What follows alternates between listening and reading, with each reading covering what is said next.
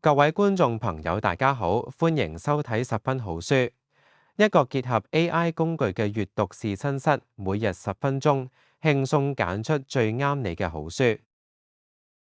大家有冇試過一種感覺，就係覺得自己好似好勤力、好上進，每日返工、放工、搭車都聽 podcast，見到有乜嘢乾貨文章就即刻 save 低，書櫃上面擺滿晒未開封嘅書。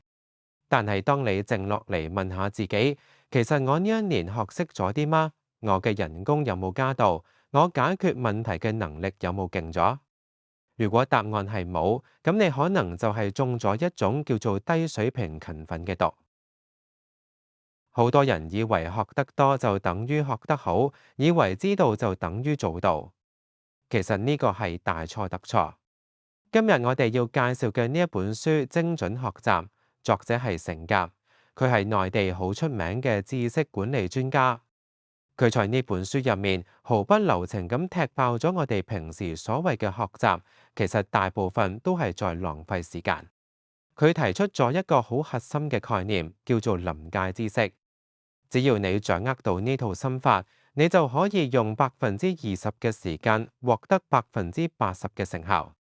今日我會同大家拆解書入面3個最顛覆認知嘅學習心法，幫大家嘅大腦做一次系統升級。第一部分，你以為在學習，其實你只係在囤積資訊。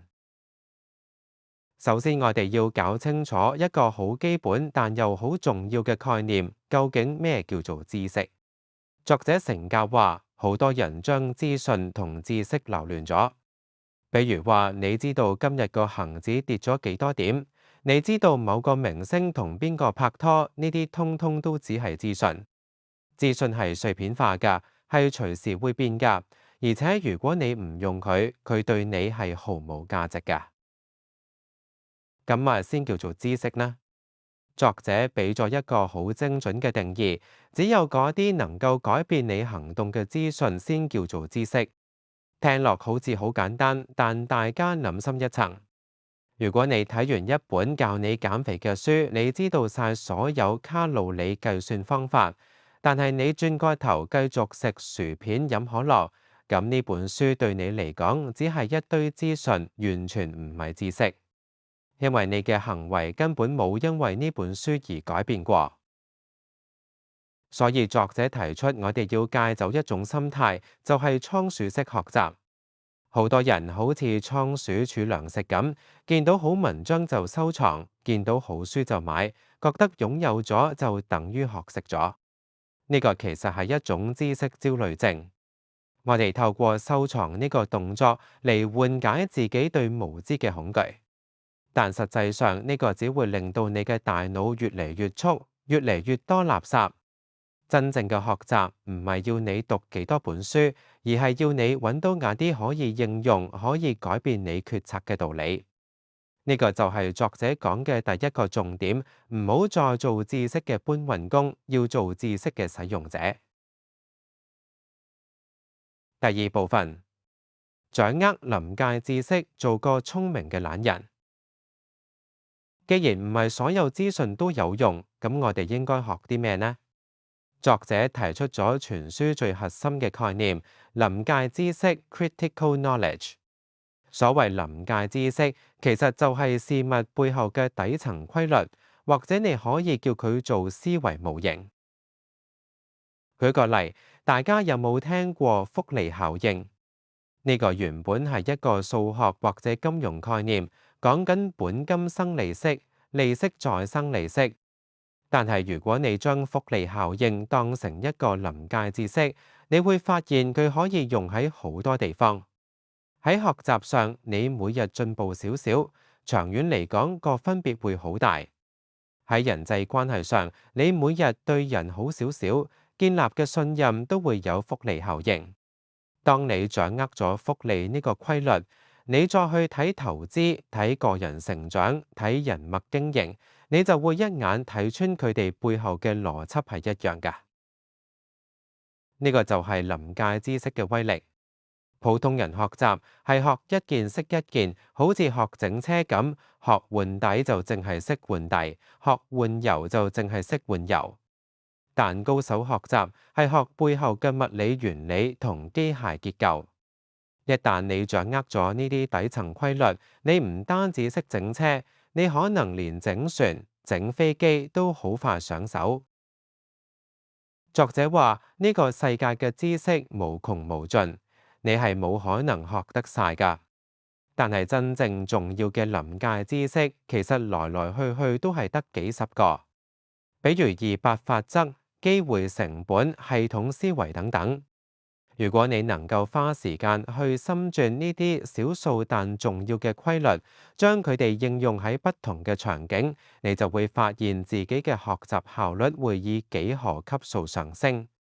呢個就係所謂嘅以慢為快，寧願花時間打好地基，都唔好起一座搖搖欲墜嘅危樓。第三部分，反思日記，將經驗轉化為智慧嘅神器。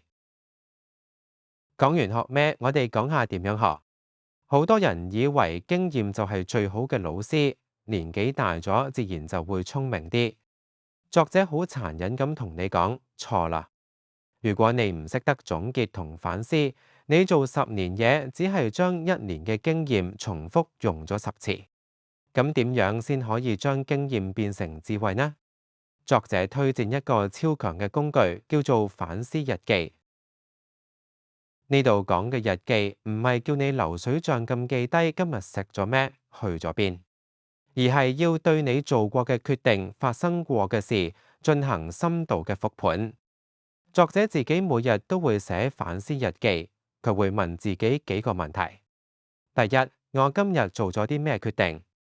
第二，當時我係點諗㗎？個思考過程係點？第三，結果係點？有冇符合我嘅預期？第四，如果結果唔好，係因為我嘅思考邏輯有問題，定係有外在因素？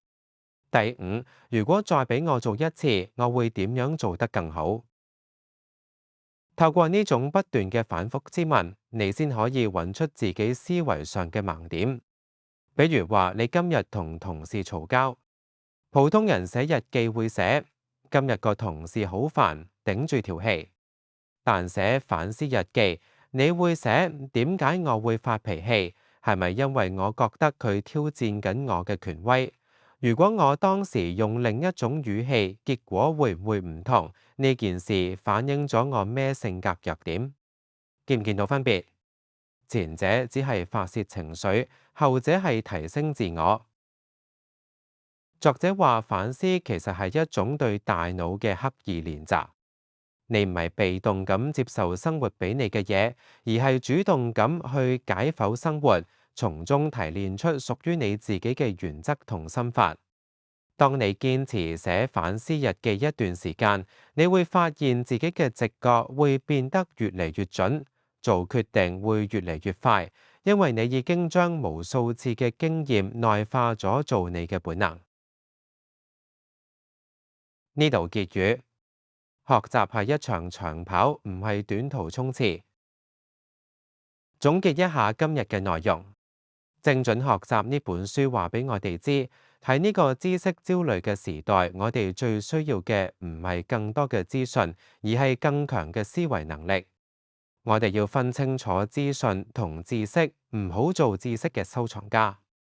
我哋要花時間去掌握嗰啲能夠以一敵百嘅臨界知識打通任督二脈。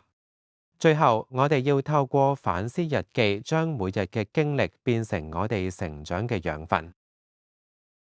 呢本書特別適合呢幾類讀者：第一，係覺得自己好勤力但成效一般嘅打工仔；第二，係有知識焦慮症，買咗好多書但睇唔完嘅朋友。第三，係想建立自己一套思考體系，唔想人云亦云嘅人。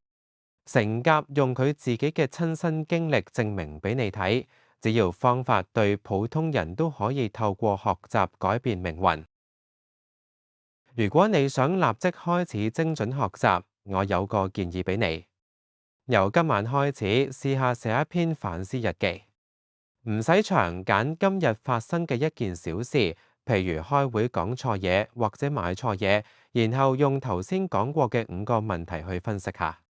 持續1個禮拜，你會發現你對自己嘅了解深咗好多。